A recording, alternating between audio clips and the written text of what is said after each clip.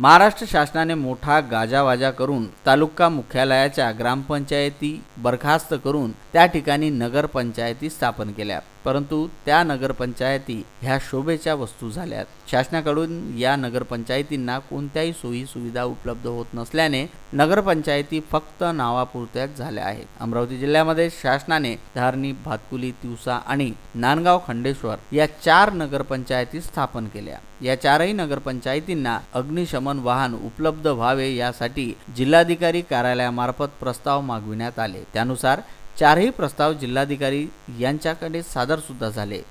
त्यामध्ये काही त्रुटी निघाल्या, परंतु त्या पूर्ण करून घेण्याकरिता 3 नगरपंचायतींनी त्याचा पाठपुरावा केला। मात्र नांदगाव खंडेश्वर नगरपंचायतीने शासनाकडे पाठपुरावा केला नसल्याने नांदगाव तालुका गेल्या 2 वर्षापासून अग्निशमन वाहनाला मुकत आहे। गेल्या 3 वर्षापासून नांदगाव तालुक्यात आगीच्या घटनेत सातत्याने वाढ होत असून या तालुक्याला जिल्हाधिकारी कार्यालयाकडून सातत्य वागणूक मिळत आहे। अनेकदा याबाबत आवाज उठवण्यात आला, परंतु शासन याकडे हेतुपुरस्सर दुर्लक्ष करत असल्याचा आरोप नांदगाव वासियांनी केला आहे।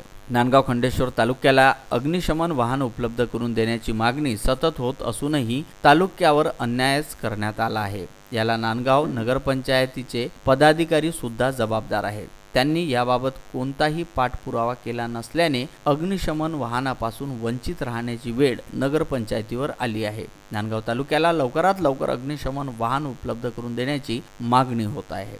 उत्तम ब्राह्मणवाळे, विदर्भ न्यूज, अमरावती।